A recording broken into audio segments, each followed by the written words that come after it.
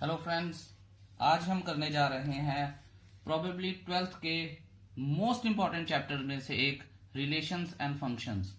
Although इसकी importance तो ज्यादा है ही है, लेकिन इसकी वेटेज कम है। वेटेज कम होने का ये मतलब नहीं है कि ये चैप्टर कम इंपॉर्टेंट है। जेई में या बाकी कॉम्पिटिशन्स में ये चैप्टर बहुत अच्छे से यूज किया जाता है to solve different questions of different chapters. इसका मतलब ये है कि ये चैप्टर बाकी कॉन्सेप्ट्स में यूज होता है, बाकी जैसे कैलकुलस में यूज हो जाएगा, 3D में यूज हो जाएगा, कहीं भी यूज हो सकता है ये, ठीक है। और प्रोबेबिलिटी वगैरह में तो यूज होता ही है। सो गाइज, 11th बहुत इंपॉर्टेंट है, इसके लिए आपको आनी चाहिए। मैं फिर भी कोशिश करूंगा कि मैं इस तरह से ये वीडियो बनाऊं ताकि जिन लोगों को 11th के ये कॉन्सेप्ट अच्छे से नहीं आते हैं वो भी सीख सकें। पर फिर भी आई विल एडवाइज कि आपको +1 की बुक्स खोलनी पड़ेंगी अगर आपको कुछ भी नहीं समझ में आता है तो। रिलेशंस और फंक्शन, ठीक है। उससे पहले सेट्स वगैरह आपको आई अज्यूम की सेट पता होता है। वैसे मैं बता देता हूँ, set is a well defined collection of objects जिसमें हम हमारा जो डेफिनेशन है किसी भी चीज की वो वेल डिफाइन होनी चाहिए। जैसे मैं एग्जांपल दूं कि I prepare a set of good cricketers, तो गुड तो फिर कोई भी, किसी के लिए कोई गुड है, किसी के लिए कोई गुड है। इफ आई आस्क कि prepare a set of a cricketer who has hit 100 centuries, ठीक है, तो फिर अब सिर्फ वही क्रिकेटर आएंगे जिन्होंने 100 सेंचुरीज मारी हुई हैं, ठीक है। सो वेल डिफाइन हो गई है, ये एक सेट होता है। रिलेशनशिप जो है, रिलेशंस जो होते हैं वो सेट के नेक्स्ट फॉर्म है।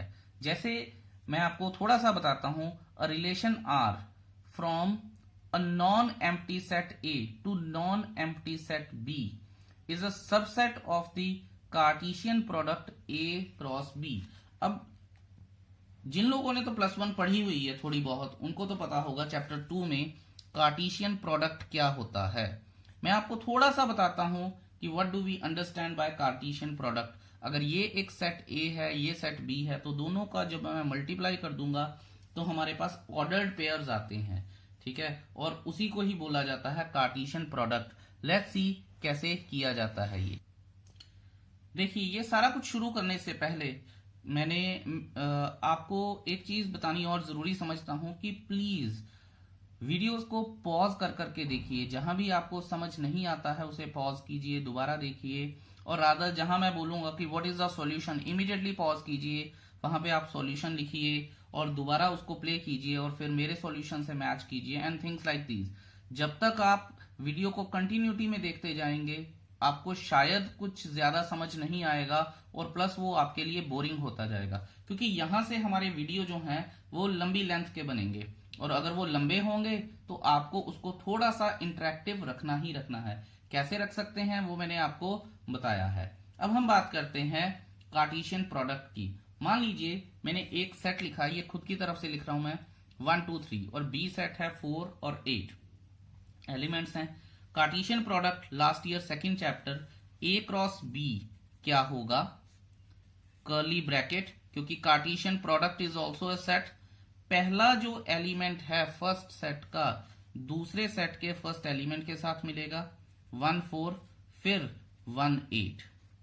ये देखिए 1 4 हो गया, 1 8 हो गया। इसी तरह से 2 4 होगा, 2 8 होगा।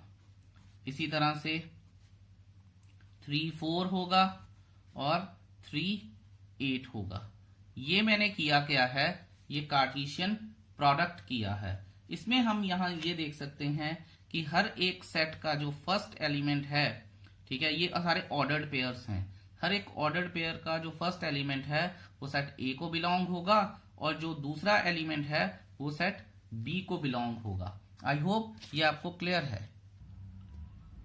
कार्टेशियन प्रोडक्ट में हमेशा एक बात आप ध्यान में रखेंगे कि ये सारे जो हैं, जो ऑर्डर्ड पेयर्स हैं, एक पर्टिकुलर ऑर्डर में होते हैं। ऐसा कभी नहीं हो सकता कि मैंने किसी को उठा के पहले लिख दिया, किसी को उठा के बाद में लिख दिया।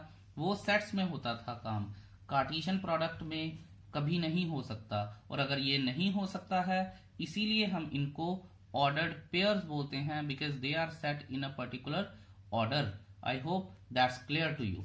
अब हम आगे बात करते हैं रिलेशंस क्या होते हैं।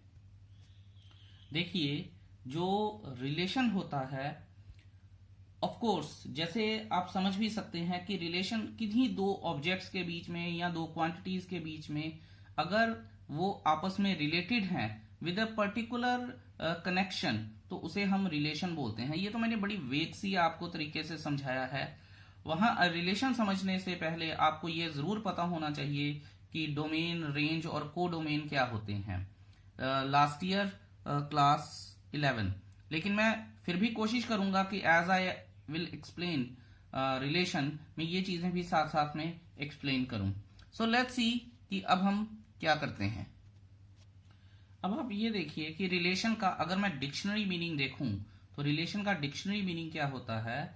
It's the way in which two और मोर थिंग्स आर कनेक्टेड। ये रिलेशन का डिक्शनरी मीनिंग है। इससे बड़ी सारी चीजें क्लियर हो जाती हैं कि दो चीजों के बीच में कनेक्शन जो होता है वो रिलेशन होता है। अदरवाइज हम रिलेशन को मैथमेटिक्स टर्म में कैसे लिख सकते हैं। रिलेशन जो होता है, it's a set of ordered pairs. ठीक है, ये चीज का आप खास ध्यान रखिएगा। Set of ordered pairs that satisfy a relationship। ठीक है, सेट ऑफ ऑर्डर्ड पेयर हैं जो एक रिलेशनशिप को सेटिस्फाई करते हैं।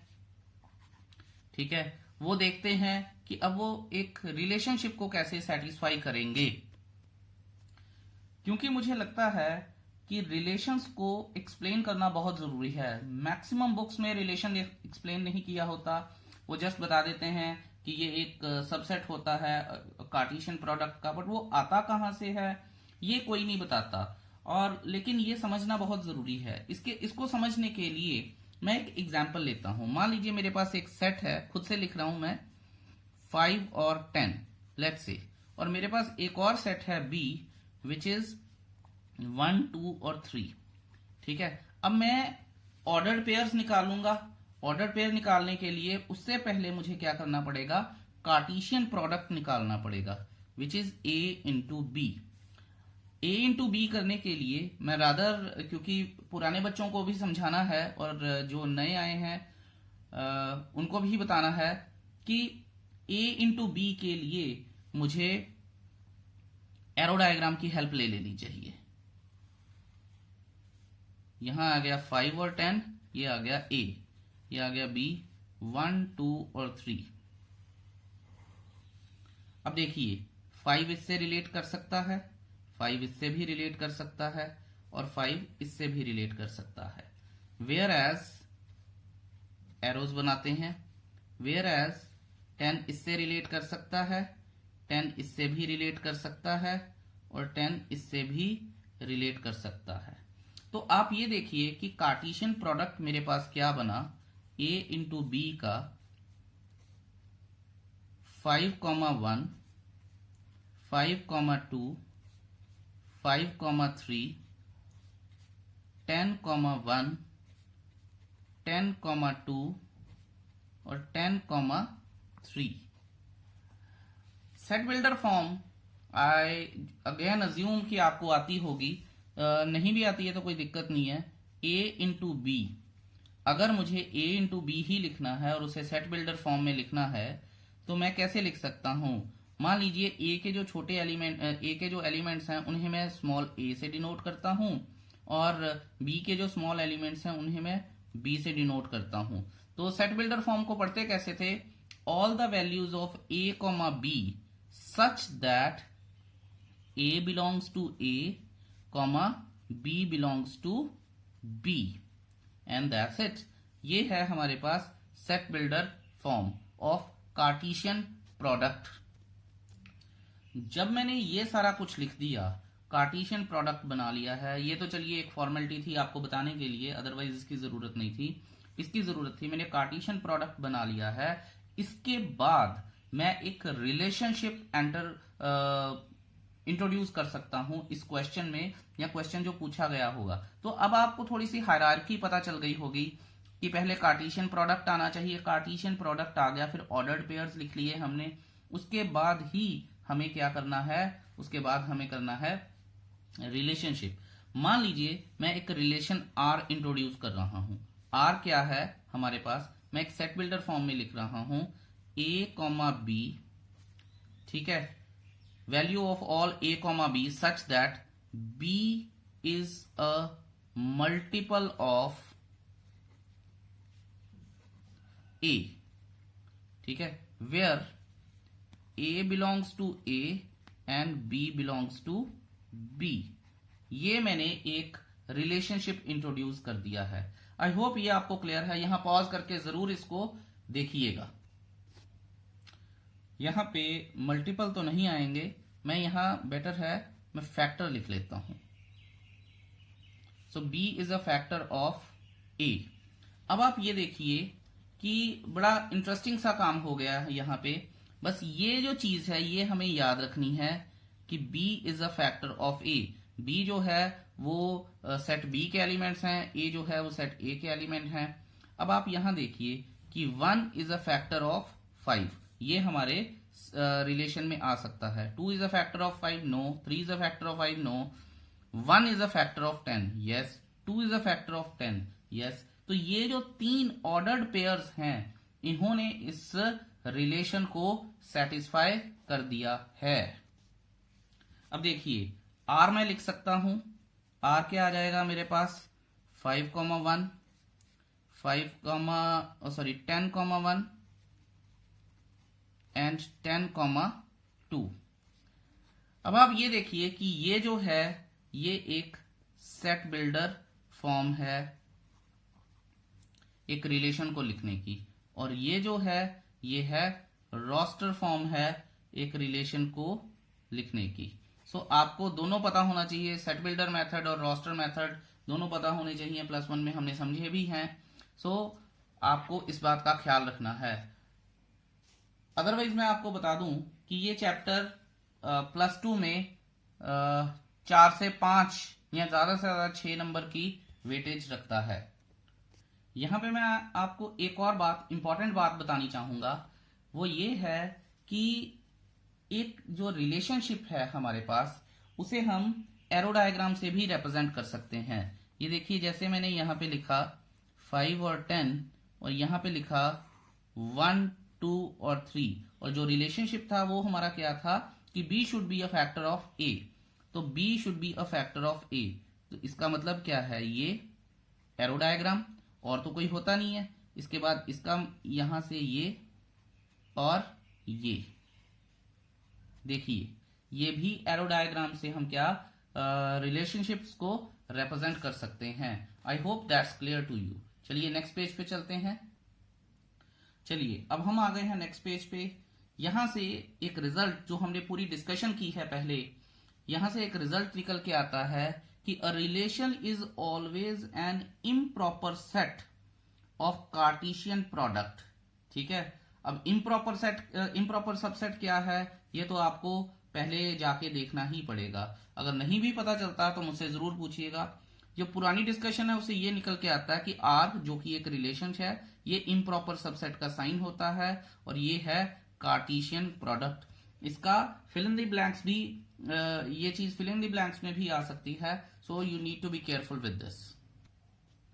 चलिए मैं यहां थोड़ा सा एक्सप्लेन कर देता हूं कि एक सबसेट और प्रॉपर सबसेट और इम्प्रॉपर सबसेट क्या होता है। प्रॉपर सबसेट जिसका साइन होता है ये प्रॉपर सबसेट होता है जब हम किसी कार्टेशियन प्रोडक्ट के, ध्यान से सुनिएगा, कार्टेशियन प्रोडक्ट के कुछ एलिमेंट्स को लेके या ऑर्डर्ड पेयर्स को लेके एक सेट बनाते हैं, वो प्रॉपर सबसेट होता है। क्योंकि उसमें कुछ होते हैं, सारे नहीं होते हैं।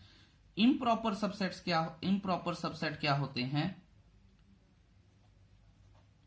इम्प्रॉपर सबसेट होते हैं जब हम सारे एलिमेंट्स को या सारे ऑर्डर्ड पेयर्स को कार्टेशियन प्रोडक्ट के उठा के बना लेते हैं एक सेट, तो वो एक इम्प्रॉपर सबसेट बन जाता है। अब यहाँ पे ऑर्डर्ड पेयर्स और एलिमेंट्स, ये अगेन कार्टेशियन प्रोडक्ट और ऑर्डर्ड पेयर आते हैं कार्टेशियन प्रोडक्ट में और एलिमेंट्स आते हैं सेट्स में। सो दो अलग अलग बातें होती हैं, लेकिन फिर भी मैंने आपको बता दिया है कि इम्प्रॉपर सबसेट और प्रॉपर सबसेट क्या होते हैं। इम्प्रॉपर सबसेट का जो साइन होता है ये, ठीक है। I hope it's clear to you. जैसा कि मैंने आपको पहले भी बताया है कि एक relation in a set A, any relation जो कि बाद में डिफाइन किया जा सकता है, कार्टेशियन प्रोडक्ट के बाद डिफाइन किया जा सकता है, कोई एक relation in a set A is a subset of A cross ए, यानी जो रिलेशन होता है वो एक सबसेट होता है कार्टेशियन प्रोडक्ट का, ठीक है। यहां से एक बात क्लियर हो गई।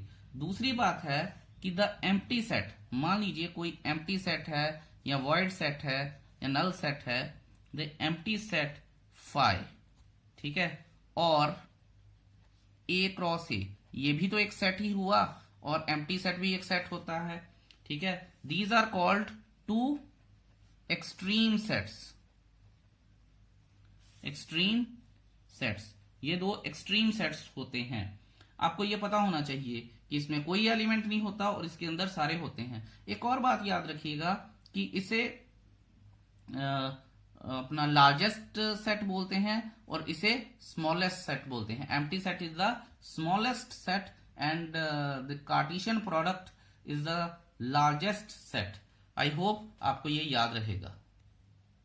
चलिए यहां से एम्प्टी रिलेशन की एक डेफिनेशन सी करते हैं। मैं ये अज्यूम करता हूं कि आपको ये डेफिनेशन करने के बाद कुछ नहीं समझ में आएगा, सो इसको थोड़ा सा हम बात करेंगे और क्लियर करेंगे। Empty relation, a relation R in a set A is called empty relation if no element of A is related to any element of A, that is R is equal to phi, और जो subset है A cross A का। अब ये तो हमें कुछ मान लीजिए समझ ही नहीं आया। अब मैं आपको एक एग्जांपल देता हूं। आपको अभी याद होगा कि मैंने पीछे जब मैं रिलेशन समझा रहा था तो मैंने एक, यहां मैं आपको लेके चलता हूं, यहां मैंने मल्टीपल काट के फैक्टर किया था। मान लीजिए मैं फैक्टर नहीं काटता और मल्टीपल ही रहने देता। आप ये देखिए कि कोई भी बी ए का मल्टीपल नहीं है। 1 is not a multiple of 5, 2 is not a multiple of 5, 3 is not a multiple of 5, 1 is not a multiple of 10, 2 is not a multiple of 10, 3 is not a multiple of 10। इसका मतलब क्या है, relationship जो हमने define किया है उसका कोई भी एलिमेंट जो है वो कार्टेशियन प्रोडक्ट के साथ अटैच नहीं होता। तो अटैच नहीं होता तो रिलेशनशिप में क्या आएगा, फिर फाई आएगा।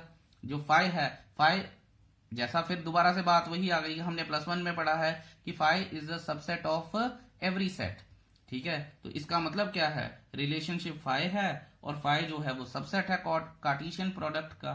इसीलिए ये जो फाई के कारण ये जो रिलेशन हमारा रिलेशन है बना यहाँ पे, वो एक एम्प्टी रिलेशन है। आई होप ये क्लियर है। यूनिवर्सल रिलेशन बड़ा आसान होता है। यूनिवर्सल रिलेशन का मतलब है जब कोई रिलेशन एक इम्प्रॉपर सबसेट है एक कार्टेशियन प्रोडक्ट का, वो एक रिलेशन है। मैं आपको बताता हूं, कोई रिलेशन मैंने डिफाइन कर दिया और उसके बाद वो किसके इक्वल आ गया, वो कार्टेशियन प्रोडक्ट के इक्वल आ गया। यहां पे ए ही नहीं होता, बी सी कुछ भी हो सकता है। मैं यहां पे सिर्फ एक सेट की बात कर रहा हूं, इसीलिए उसका कार्टेशियन प्रोडक्ट ए क्रॉस ए जा रहा है। अगर यहाँ पे दो सेट होते ए और बी, फिर ए क्रॉस बी हो जाता। सो इस बात का ख्याल रखिएगा। बहुत सारी चीजें हैं जो धीरे धीरे समझ में आती हैं। मैं कोशिश करूंगा कि मैं जितना ज्यादा अच्छे से एक्सप्लेन कर सकूं जरूर करूंगा। आई होप यहां तक आपको क्लियर है। अब हम देखेंगे आगे। देखो जी, अभी तक इतनी बात तो क्लियर हो ही चुकी है कि सबसे पहले आते हैं सेट्स, सेट्स के बाद आएंगे कार्टेशियन प्रोडक्ट,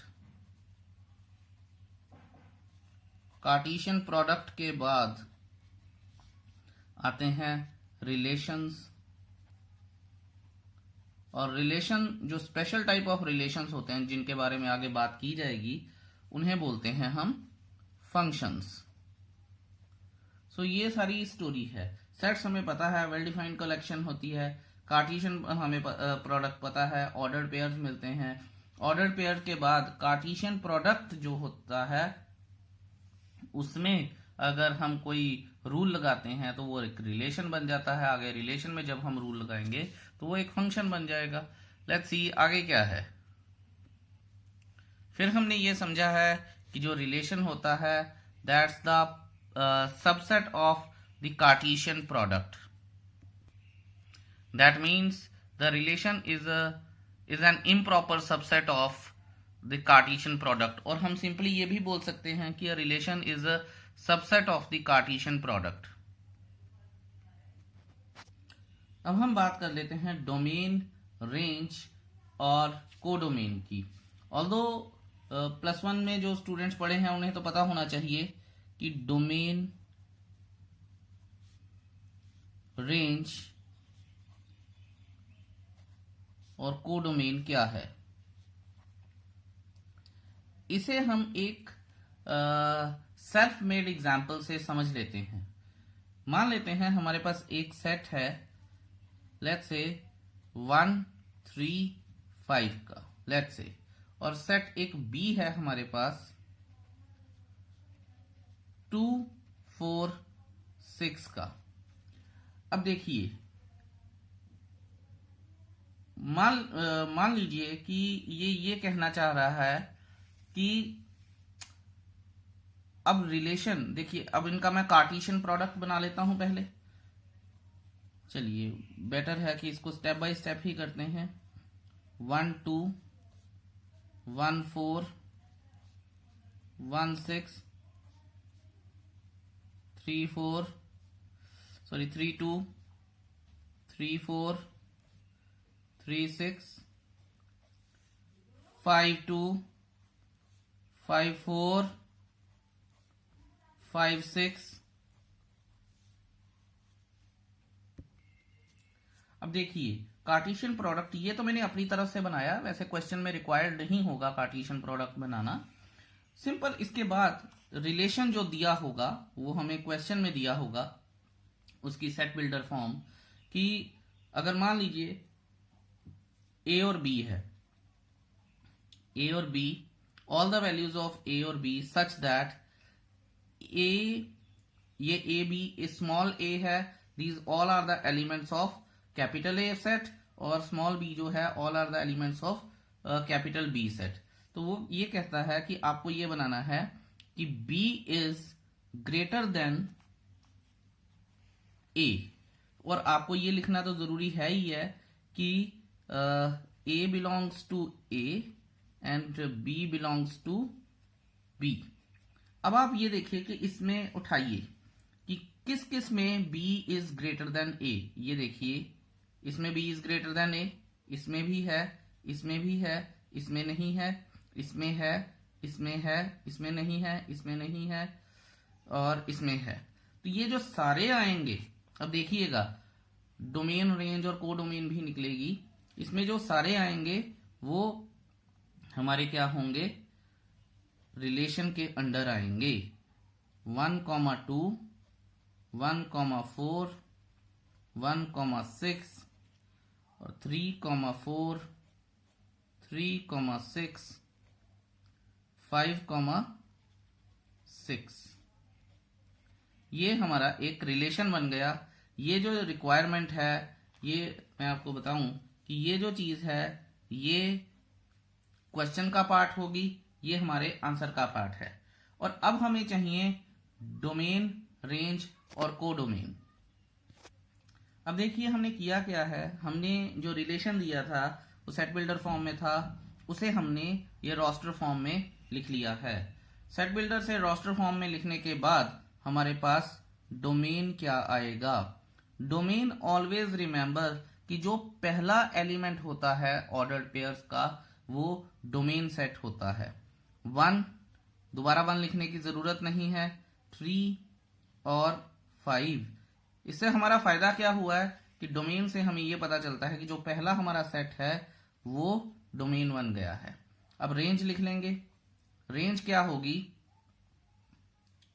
रेंज जो दूसरा एलिमेंट होता है दैट इज ऑलवेज रेंज। 2 4 6 4 6 6, सो 2 आएगा, 4 आएगा और 6 आएगा। ये बी भी बन गया, इसमें बी भी इंक्लूड हो गया है। और हमारे पास जो कोडोमेन होता है, मैं फटाफट से नेक्स्ट पेज पे जाके लिखता हूं। जो हमारे पास कोडोमेन होता है that is always set B.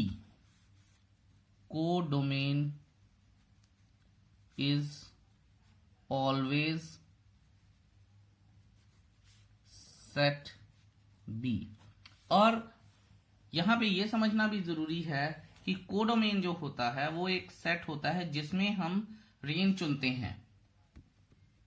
इसलिए कोडोमेन को ये भी कहा जाता है कि codomain is the set that includes all the possible values of a given. चलिए जी, अब हम करते हैं एग्जाम्पल 1। एग्जाम्पल 1 करने से पहले इस वीडियो को पॉज कीजिए और जरूर अच्छे से उसको पढ़िए और समझिए। अब मैं एग्जाम्पल 1 की स्टेटमेंट पढ़ता हूं। Let A be the set of all students of a boys school. Show that relation R in A. R relation हो गया, ए जो है वो सेट है, जैसा कि उसने बोला भी है। गिवन बाय, अब ये देखिए ये सेट बिल्डर फॉर्म लिखी है रिलेशन की। R is equal to A comma B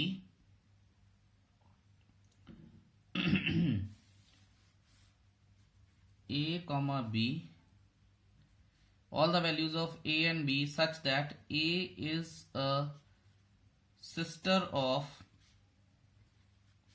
b।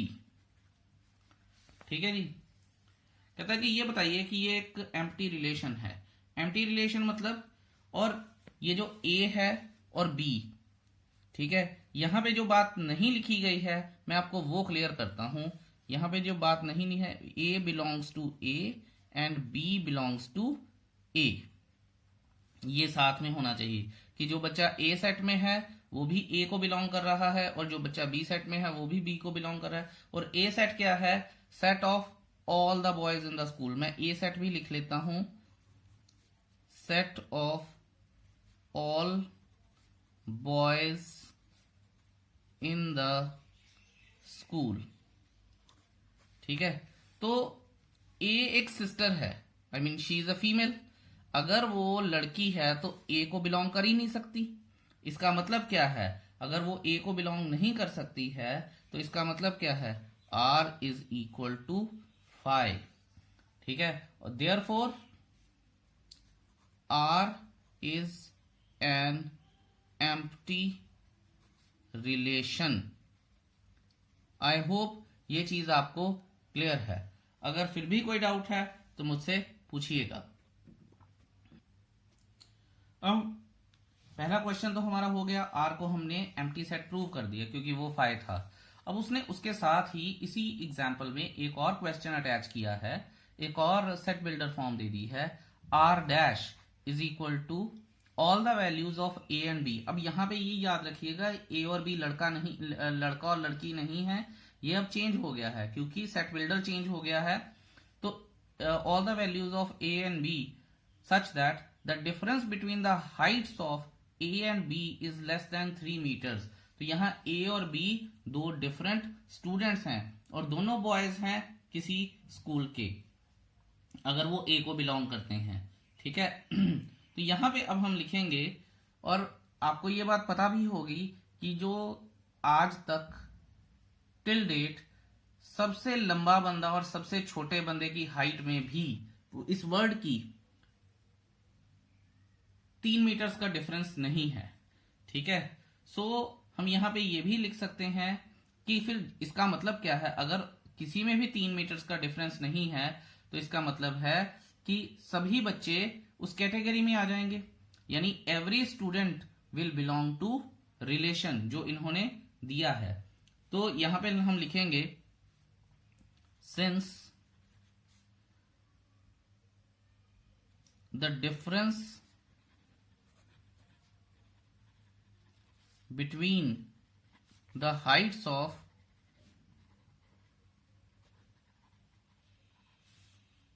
any two students can't be more than 3 meters. ठीक है, देयरफॉर जो हमारा रिलेशन है r dash that is equal to a cross a। इसका मतलब है जितने भी कार्टेशियन प्रोडक्ट बनेंगे, जो भी बनेगा, वो सभी के सभी इस रिलेशन को सेटिस्फाई करेंगे। और ये एक एग्जाम्पल हो जाती है यूनिवर्सल सेट की। Hence r dash is the universal set. I hope ये चीज आपको क्लियर होगी।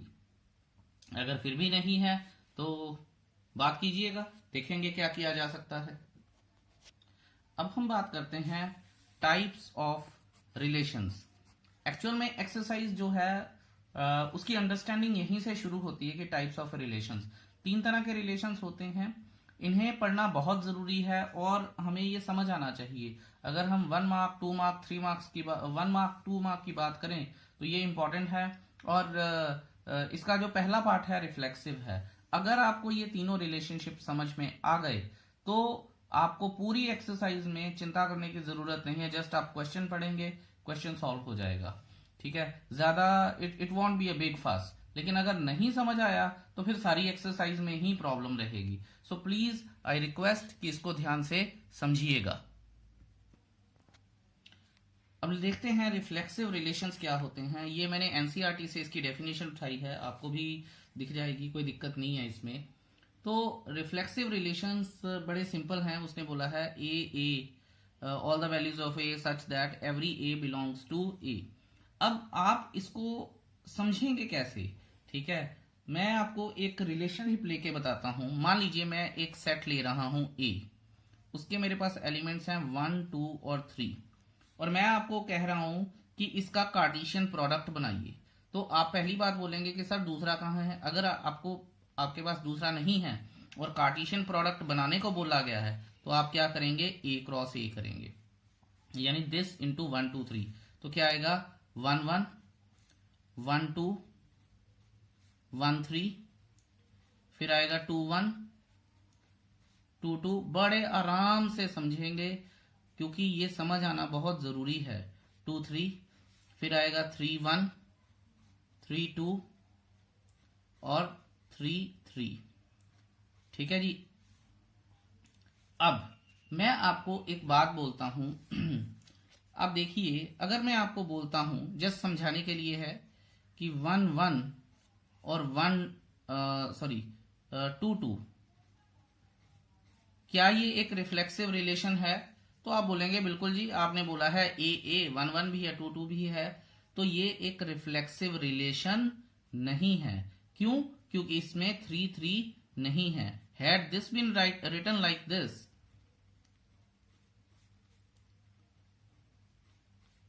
तो ये एक रिफ्लेक्सिव रिलेशनशिप होता। हाउएवर, मैं आपको ये भी बात यहां पे बतानी चाहूंगा कि जितने भी हमारे पास एलिमेंट्स होते हैं पेरेंट सेट में, जो मेन सेट है, उन सबके डबलेट्स आने चाहिए। वैसे इसकी डेफिनेशन ये होती है कि every element has its own image. तो 1 की इमेज 1, 2 की इमेज 2, 3 की इमेज 3। ये थोड़ी टेक्निकल सी डेफिनेशन मैंने बोल दी है। इसको ऑफ कोर्स हम एक्सप्लेन करेंगे आगे, लेकिन अभी के लिए आप ये देखिए कि हर एलिमेंट की वही इमेज होगी और सबकी होनी चाहिए, तभी वो बनेगा रिफ्लेक्सिव, अदरवाइज वो नहीं बनेगा। I hope that's clear to you. यहां पे मैं आपको एक और चीज आपके साथ डिस्कस करनी चाहूंगा। Although it's away from the all this information which I have given to you, एक रिलेशन होता है identity relation. Identity relation that is quite similar to reflexive relation. ये बता ही इसलिए रहा हूं क्योंकि आपको जरूरत पड़ सकती है। आइडेंटिटी रिलेशन जो होता है वो ये होता है R is equal to A comma A such that A belongs to R। अब आप बोलेंगे सर तो फिर फर्क क्या हुआ? ये देखिए, ये और ये ऑलमोस्ट सेम ही तो है, लेकिन आप ये देखिए यहां पे एवरी लिखा है। एवरी मतलब जो भी हमारे पास पेरेंट सेट में एलिमेंट्स हैं वो सारे के सारे एलिमेंट्स रिलेशन में भी होने चाहिए, जैसा कि यहां पे था। ये जो चीज है, ये जिसे मैंने सर्कल किया है, this could be an example of identity relation, but this can not be an example of reflexive relation. Okay, so ये एक फर्क था। अगर मान लीजिए इसमें सिर्फ 1 1 भी आ जाता, वो भी शायद आइडेंटिटी, वो शायद क्या, वो है ही आइडेंटिटी। 2 2 आ जाता, वो भी आइडेंटिटी। अगर सिर्फ 3 3 आता, वो भी आइडेंटिटी। 1 1 2 2 3 3 जैसे ये है, ये भी आइडेंटिटी रिलेशन है और रिफ्लेक्सिव भी है। सो इससे पता चलता है कि an identity relationship may be a reflexive relation, but a reflexive relation has to be an identity relation. और ये जो बात मैंने बोली है, आप अपनी अपनी नोटबुक्स में लिखिएगा और इस वीडियो को पॉज करके और इस पे ध्यान दीजिएगा कि आइडेंटिटी रिलेशन जो है, जरूरी नहीं है कि वो रिफ्लेक्सिव रिलेशन भी हो, जैसा कि मैंने यहाँ पे देखा है, लेकिन रिफ्लेक्सिव रिलेशन जो है वो जरूरी है कि वो आइडेंटिटी रिलेशन हो। आई होप ये चीज आपको क्लियर रहेगी। यहां पे मैं आपको एक और चीज क्लियर कर देना चाहता हूं कि मान लीजिए अगर मेरे पास कुछ ऐसा सेट होता 1 1 2 2 3 3 और यहां से कुछ एक और होता, लेट्स से 3 1 होता। अब आप ये बताइए, पॉज कीजिएगा और जरूर सोचिएगा कि क्या ये एक रिफ्लेक्सिव रिलेशन है। तो सुनिए बात कि यस, ये एक रिफ्लेक्सिव रिलेशन है, क्योंकि मेरे पास डबलेट सारे हैं। डज नॉट मैटर कि एक्स्ट्रा क्या दिया है, ठीक है, डबलेट्स होने जरूरी हैं। एक्स्ट्रा हम सोचते ही नहीं, सारे एलिमेंट्स के डबलेट्स हैं। Yes, the relation becomes a reflexive relation.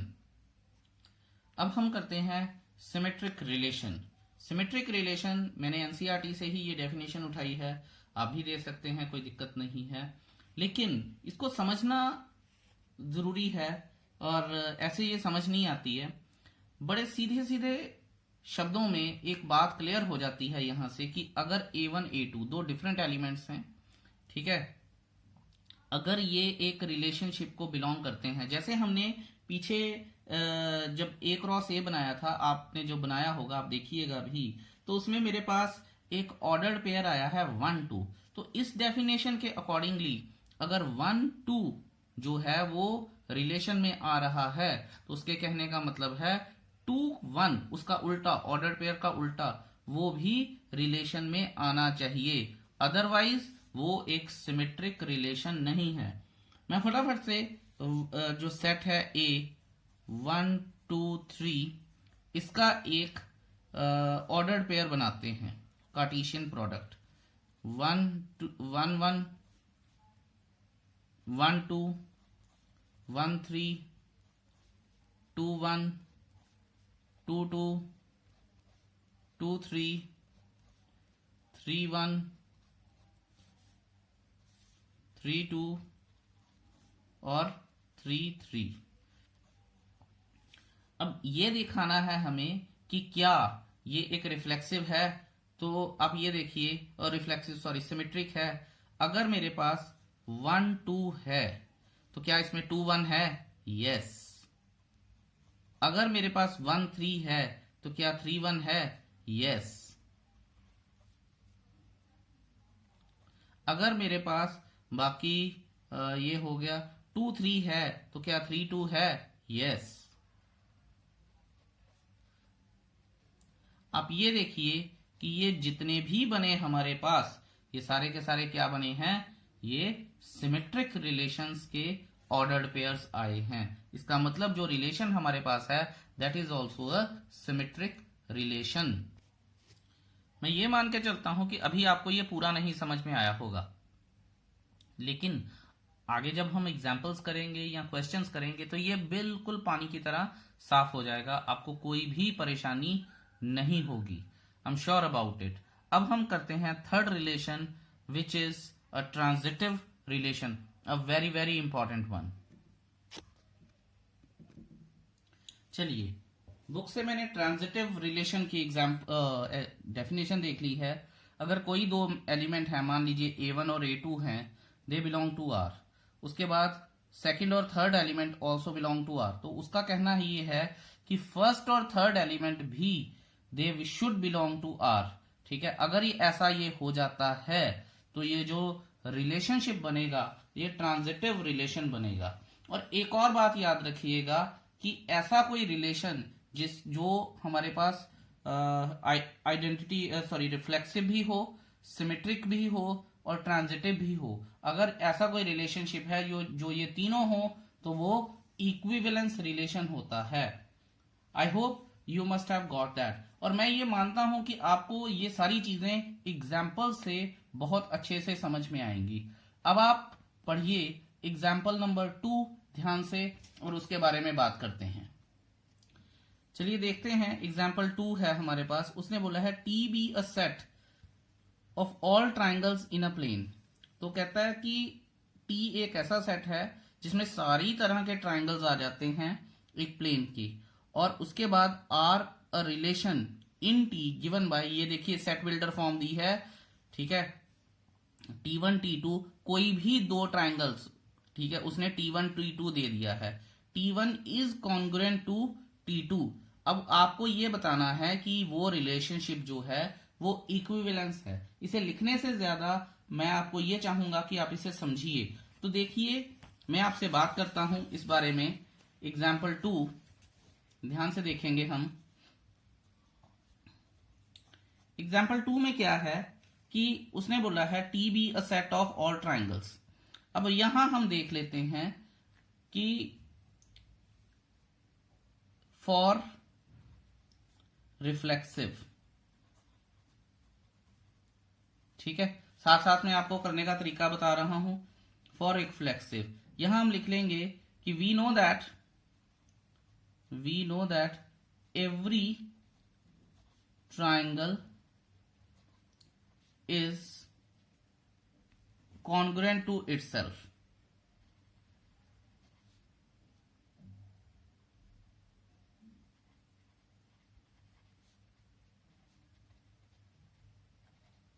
अब देखिए सेम बात हो गई, वही इमेज वाला सीन हो गया कि हर चीज की अपनी इमेज बन रही है। तो every triangle is congruent to itself. इसका मतलब क्या है? इसका मतलब है कि therefore triangle T1 is congruent to triangle T1। ठीक है, और triangle T2 is congruent to triangle T2। यहां से हमें यह पता चलता है कि जो T1 है वो T1 के कॉन्ग्रुएंट है। तो अब आप ये देखिए कि यहां पे उसने क्या मेरे पास डेफिनेशन छोड़ी थी, T1 T2, T1 is congruent to T1। ठीक है, तो मैंने उसको रोस्टर फॉर्म में तो लिखा ही है T1 is congruent to T1। तो यहां से हम ये लिख सकते हैं कि T1 is congruent to T1, therefore ये जो हमारा रिलेशन आर जो रिलेशन था इज रिफ्लेक्सिव। ठीक है, अब हम करेंगे फॉर सिमेट्रिक। ध्यान दीजिएगा, फॉर सिमेट्रिक। फॉर सिमेट्रिक क्या है हमारे पास? सिमेट्रिक कहता है कि अगर सिमेट्रिक है इफ, या यहीं लिख लेते हैं, we know that two triangles are congruent to each other, which implies to T1 is congruent to T2 and T2 is congruent to T1। Clear है? होगा ही ऐसे, और कुछ हो ही नहीं सकता कि अगर T1 T2 के कॉन्ग्रुएंट है, मान लीजिए ये एक ट्राइंगल है, ये कॉन्ग्रुएंट है इस ट्राइंगल के, तो ये ट्राइंगल इसके कॉन्ग्रुएंट है। करने वाली बात ही क्या है इसमें?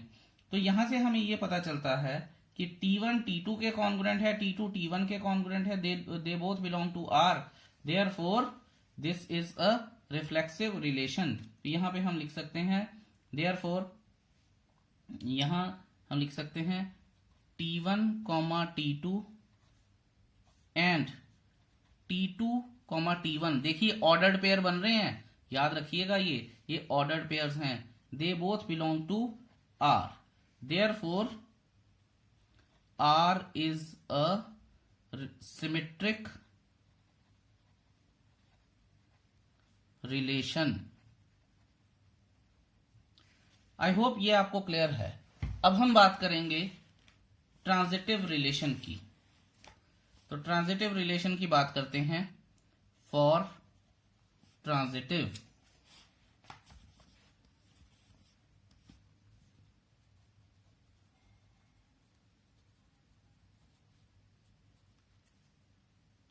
ट्रांजिटिव क्या है, जैसा कि हमें डेफिनेशन पता है, A1 और A2, चलिए मान लीजिए हम ABC से बात करते हैं। A और B रिलेशन में आते हैं, B और C रिलेशन में आते हैं, देन A और C भी रिलेशन में आने चाहिए। मैं आपको बताता हूं, अगर triangle 1 is congruent to triangle 2 and triangle 2 is congruent to triangle 3, तो फिर triangle 1 will be congruent to triangle 3 तो होगा, और तो कुछ हो नहीं सकता। यहां से हमें यह पता चलता है कि ये एक ट्रांजिटिव रिलेशन भी है। अब आपने इसको लिखना कैसे है वो मैं आपको बता देता हूं। यहां पे हम लिखेंगे कि T1 comma T2, T2 comma T3, ठीक है, और T1 comma T3, they all belong to R, ठीक है। Therefore R is a transitive relation, ठीक है। ट्रांजिटिव रिलेशन तो हो गया वो, और मैंने आपको बताया था कि अगर कोई रिलेशनशिप जैसे कि ये है, रिफ्लेक्सिव भी है, सिमेट्रिक भी है, ट्रांजिटिव भी है, तो फिर R क्या होगा, इक्विवेलेंस रिलेशन होगा। यही लिख लेते हैं, thus R is an equivalence relation. I hope ये चीज आपको क्लियर है। अगर नहीं क्लियर है पॉज कीजिए, दोबारा देखिए, लेकिन जरूर सीखिए, बहुत इंपॉर्टेंट है। अब हम करेंगे एग्जाम्पल नंबर 3। अगले पेज पर स्टेटमेंट पढ़ लीजिए। ये देखिए बड़ा इंटरेस्टिंग सा क्वेश्चन है। एग्जाम्पल 3 उसने बोला है, late L be the set of all lines in a plane and R be the relation in L, defined as R is equal to L1, L2, all the values of L1, L2, where L1 is perpendicular to L2, show that R is symmetric but neither reflexive nor transitive। तो यहां से अगर हम solution देखें तो solution में हमें ये चीज क्लियर हो जाएगी कि यहां हम लिखेंगे, we know that no line is perpendicular to itself, therefore L1 is not perpendicular to L1। ये आपको क्लियर होना चाहिए, L1 is not perpendicular to L1। और आप ऐसे भी लिख सकते हैं, L1 is not perpendicular to L1।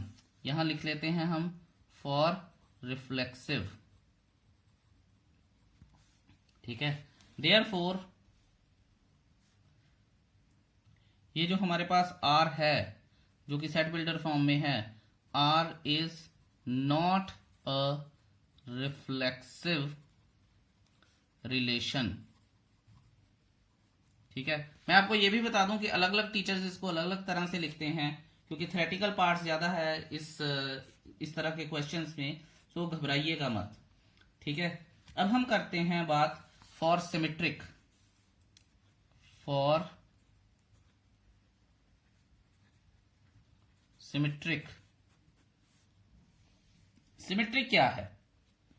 देखिए, अगर L1 is perpendicular to L2, एक लाइन ये देखिए, L1 जो है उसके ऊपर L2 परपेंडिकुलर है।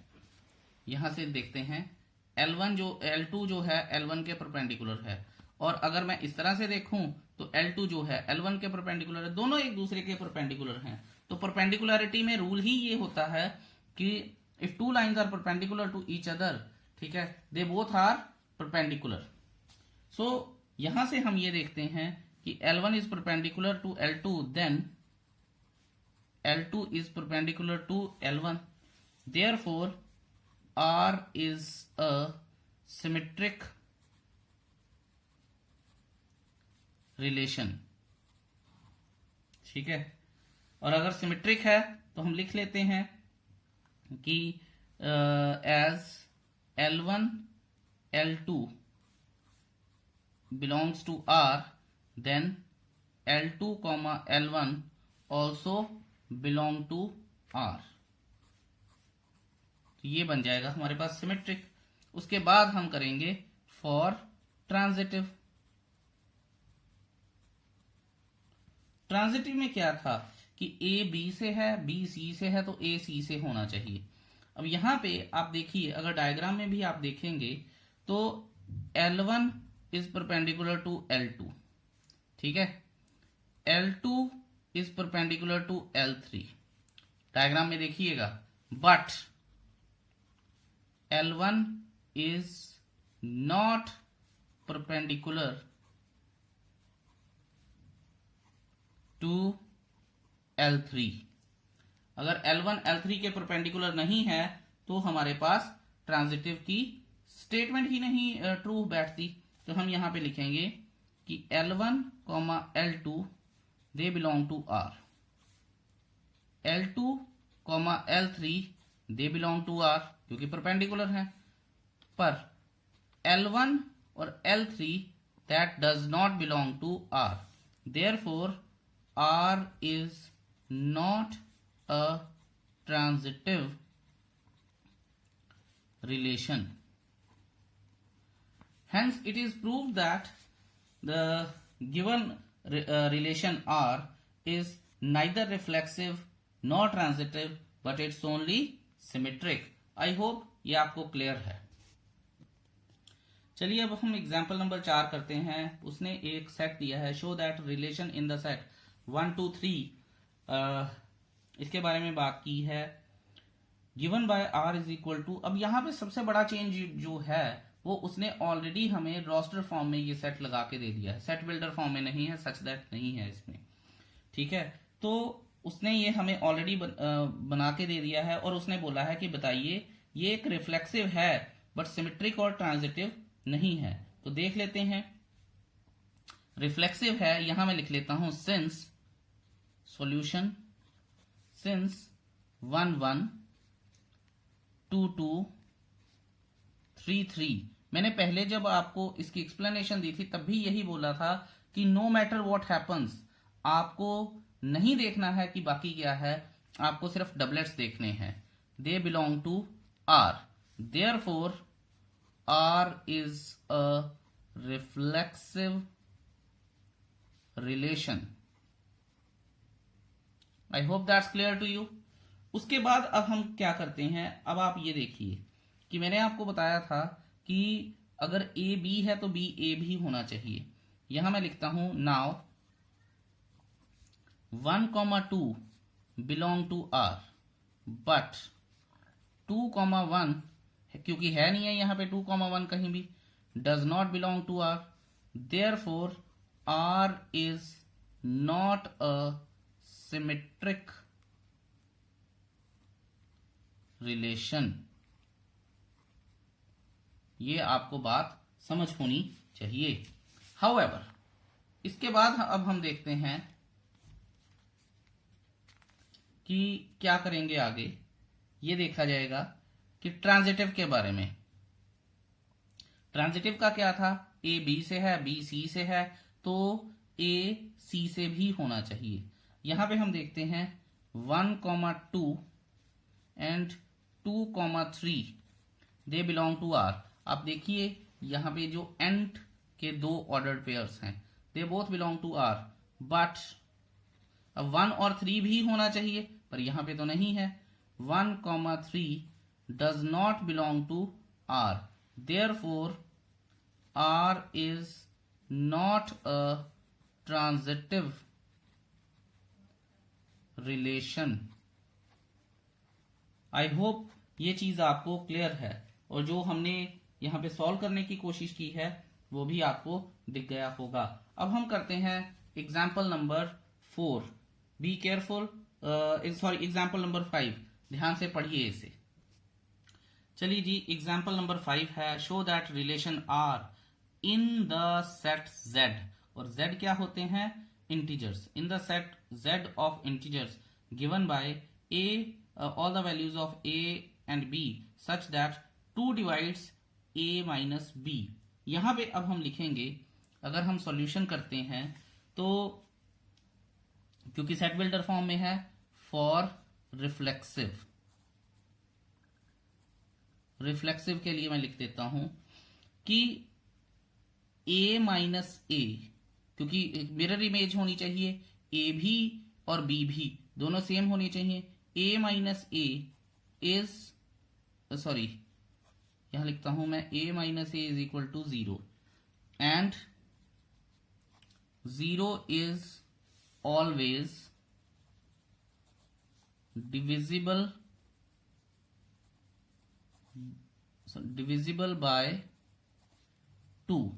ठीक है, for all the values of a belongs to z, therefore R is a reflexive relation। ये एक्सप्लेनेशन आपको आई एम श्योर समझ में आ गई होगी। अब हम बात करते हैं सिमेट्रिक की। देखिए, फॉर सिमेट्रिक, सिमेट्रिक के लिए दोबारा से बात वही है, यहां मैं लिख देता हूं, if a minus b is divisible bye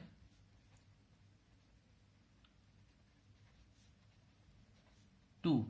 a और b का मतलब यह है कि कोई भी दो ऐसे इंटीजर्स जिनको मैं माइनस करूं और फिर वो 2 से डिवाइड हो जाएं, नेगेटिव पॉजिटिव का कोई फर्क नहीं। अब कई बच्चे बोलते हैं सर 5 और 4, तो भैया 5 और 4 नहीं लेने हैं, ठीक है। अगर क्योंकि उनका माइनस करके हम 2 से डिवाइड नहीं होता है तो वो नंबर नहीं लेने हैं, हमने सिर्फ वही नंबर उठाने हैं जो 2 से डिवाइड हो जाते हैं।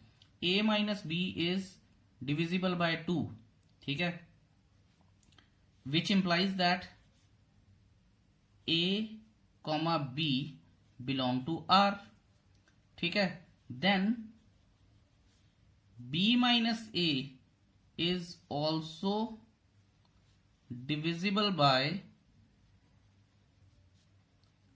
2, ठीक है, which means that b comma a also belong to r, ठीक है। तो अब आप ये देखिए कि अगर a b r से बिलोंग कर रहा है, b a r से बिलोंग कर रहा है, therefore r is a symmetric relation। I hope कि ये आपको प्रॉपरली क्लियर हो गया है। अब हम बात करेंगे ट्रांजिटिव की। Let us see. For transitive ये मैंने लिख लिया है, लेकिन आगे जाने से पहले मैं आपको एक एग्जांपल के थ्रू समझाता हूं। अब कोई भी 3 नंबर ले लीजिए, 1 3, और ये देखिए 2 नंबर लिए हैं, तीसरा बाद में लेंगे। अगर 1 माइनस 3 करूं तो ये 2 से डिविजिबल है, 3 माइनस 1 करूं तो वो भी 2 से डिविजिबल है। तो 3 और अब हम लेट्स से 7 ले लेते हैं। 7 माइनस 3 करूं तो वो 2 से डिविजिबल है, 3 माइनस 7 करूं तो वो -4 आएगा, वो भी 2 से डिविजिबल है। और अब आप ये देखिए कि 1 और 7 करें तो 1 माइनस 7 करें तो -6 आएगा, वो भी 2 से डिविजिबल है। इसका मतलब है हमने सिर्फ यहाँ पे एक्सेप्शन ढूंढनी है, और मुझे यहाँ पे कोई एक्सेप्शन दिख नहीं रही है, इसलिए मैं यहां पे ये लिख सकता हूं कि if a minus b is divisible by 2, ठीक है, then it implies that a comma b belongs to r, and if b माइनस c is divisible by यहाँ 2 लिखना चाहिए था, sorry 2, then it belongs to, it implies to b comma c belongs to R. ठीक है, अगर ये भी हैं therefore a minus C is divisible by 2, तो a comma C belong to R. इसका मतलब क्या है? इसका मतलब ये है कि R is a transitive relation. ठीक है, for all the values of integers. ठीक है, यहां लिख भी देता हूं मैं, फॉर ऑल सेट। यहां से कई बार बच्चे पूछते हैं कि सर क्या ये वाली एग्जांपल हमें कोट करनी पड़ेगी? नहीं भैया, नहीं करनी पड़ेगी। आपको सिर्फ क्या करना है, ये चीजें ही लिखनी है और आपका काम हो जाएगा। बुक में उन्होंने बड़ा एक्सप्लेन किया है, a minus C is equal to a minus B plus b minus C, फिर b कट जाएंगे और a माइनस सी रह जाएगा, वो डिविजिबल है, वो इवन आएगा। You don't need to go into such details, वो हमें पता है। हमें सिर्फ क्वेश्चन की रिप्रेजेंटेशन आनी चाहिए। आई होप ये आपको क्लियर है। अब हम करेंगे example number 6 which is very very important. अब हम करते हैं एग्जाम्पल नंबर 6। एग्जाम्पल नंबर 6 क्या कहती है? अगर हम स्टेटमेंट ध्यान से पढ़ें, let R be the relation defined in set A. यहां एक सेट ए दे दिया है 1 2 3 4 5 6 7 by R. Set builder form दे दी है, all the values of A comma B such that both A and B are either odd और even. और फिर उसने बोला है कि show that R is an equivalence relation. ये एक क्वेश्चन है। इस एग्जाम्पल में हमारे पास 2 क्वेश्चंस हैं, तो पहले हम एक को सॉल्व कर लेते हैं। जो फर्स्ट पार्ट है, यहां हम लिख लेते हैं for reflexive solution, for reflexive. Reflexive क्या है हमारे पास कि इनमें से ये जो एलिमेंट्स दिए हैं, इनमें से अगर मैं कोई भी एलिमेंट उठाऊंगा, ठीक है, कोई भी एलिमेंट उठाऊंगा और सेम वैसा ही एलिमेंट रखूंगा। अगर आप इसका कार्टेशियन प्रोडक्ट भी करते हैं, 1 1 2 2 3 3 4 4 5 5 6 6 7 7 कार्टेशियन प्रोडक्ट भी करते हैं, तो आपको क्या मिलेगा कि अगर आप एक उठा रहे हैं तो दूसरा भी आइदर ऑड और इवन ही होगा। तो यहां से हम ये लिख लेते हैं कि फॉर एनी एलिमेंट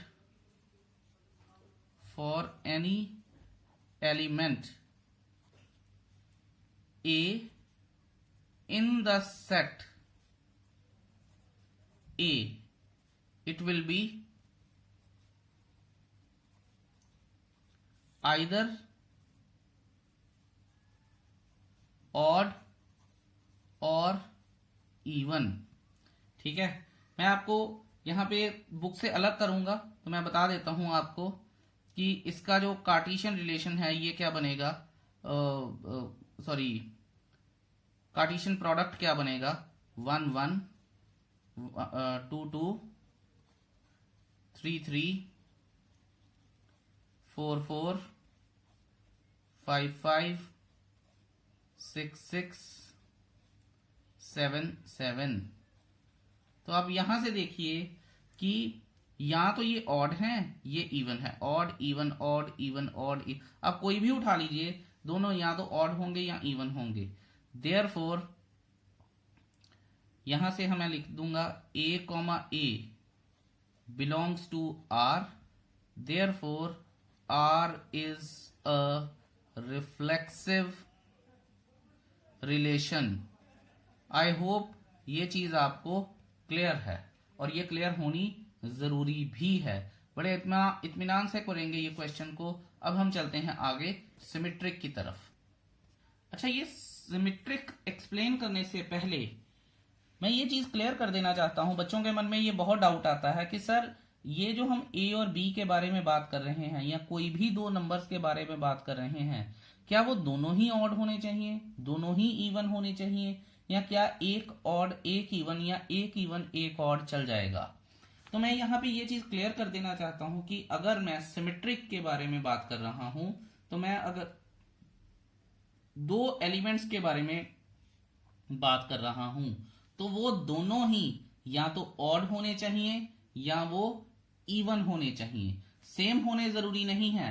अगर जैसे 1 2 3 4 5 6 7 यहां पे हमें एक सेट दिया है, आप इसके कार्टेशियन प्रोडक्ट बनाइए। 2 का 4 के साथ भी तो बनेगा, 2 का 6 के साथ भी तो बनेगा, 4 का 2 के साथ भी तो बनेगा, तो 1 का 3 के साथ, 1 का 1 के साथ, 1 का 5 के साथ, 1 का 7 के साथ। आप यहां देखिए कि दोनों ही या तो ऑड हैं या इवन हैं, लेकिन होने दोनों ऑड या इवन ही चाहिए। एक ऑड एक इवन नहीं हो सकता है। ये मैं आपको क्लियर करना चाहता था। हाउएवर, अब मैं यहां चलता हूं आगे। यहां लिखता हूं कि ए कॉमा बी का मतलब ये भी ऑड, ये भी ऑड, ये 1, ये 3, ये 1, ये 5, ये 1, ये 7, 3 5 7 5 कुछ भी हो सकता है। ठीक है, ये दे बिलोंग टू आर। अगर ऐसा है, ठीक है, इसका मतलब क्या है, both A and B are either odd और इवन। ठीक है जी, इससे क्या इंप्लाई होगा कि B कॉमा ए भी तो फिर R को ही बिलोंग करेंगे। अगर ये दोनों ऑड हैं तो ये दोनों भी ऑड होंगे, ये दोनों इवन हैं तो ये दोनों भी इवन होंगे, तो फिर ये क्या R को बिलोंग कर जाएंगे। अब हम बात करते हैं यहां से, ये तो क्लियर हो गया। तो यहां से मैं लिखूंगा therefore R is a symmetric relation. R is a symmetric relation. अब हम बात कर लेते हैं फॉर ट्रांजिटिव। अब ट्रांजिटिव का क्या सीन है, ए बी के साथ, बी सी के साथ, तो ए सी के साथ। Let's see.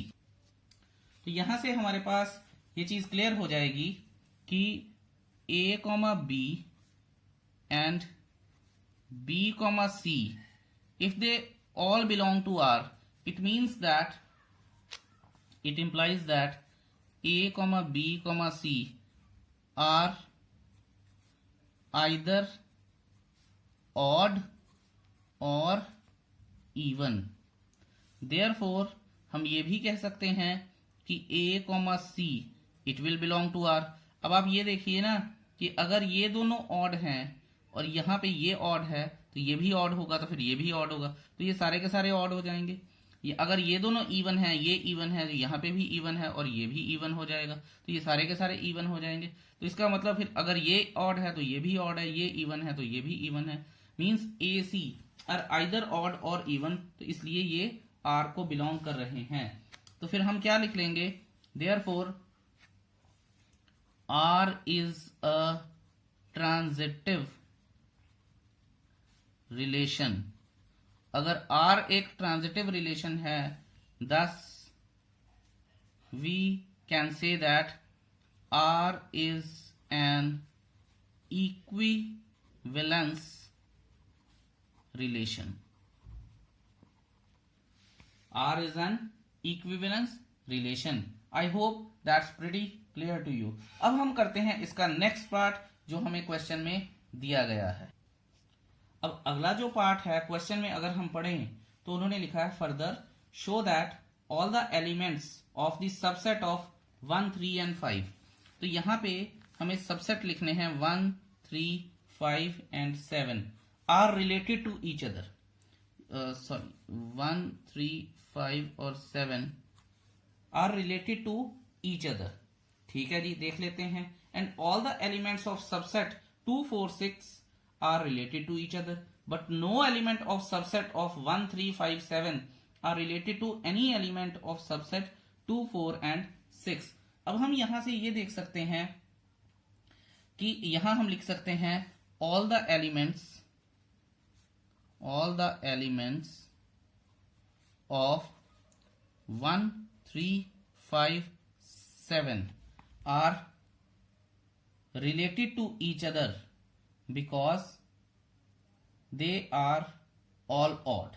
ठीक है, अब इसको लिखना कैसे है, R लिख लेते हैं, R related to each other, ठीक है, एज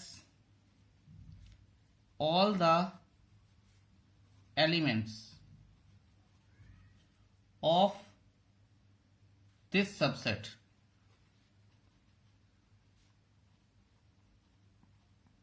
दिस सबसेट मतलब इस सबसेट का, और ये किसका सबसेट है? मेन पेरेंट सेट का, ए का 1 2 3 4 5 6 7 का सबसेट है ये। Of all this subset as all the elements of all this subset, ये ब्रैकेट सिर्फ आपको समझाने के लिए लगाई है, आपने वैसे नहीं लिखनी है। आर ऑड, ठीक है, नंबर नंबर रहने दीजिए, ठीक है, ये हो गया। Similarly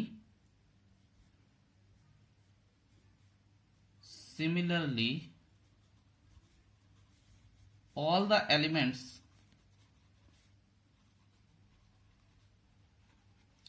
of 2 4 and 6 are related to each other। ये अपने साथ ही रिलेट कर रहे हैं, ये किसी और के साथ रिलेट नहीं कर रहे हैं। क्यों कर रहे हैं?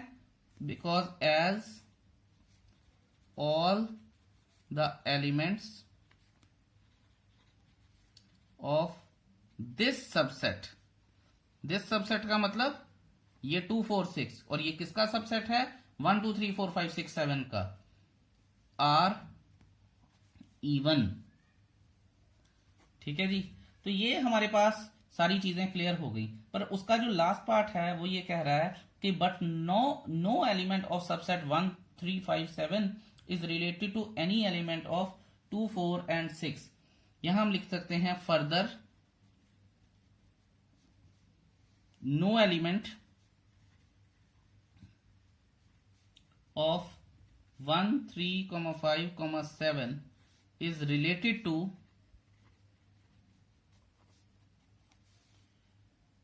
2 4 6 because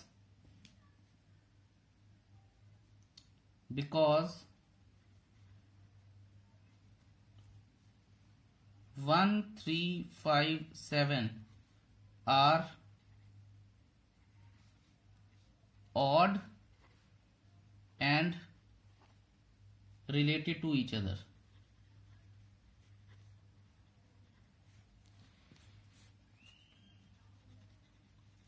Whereas 2 4 and 6 are even and related to each other।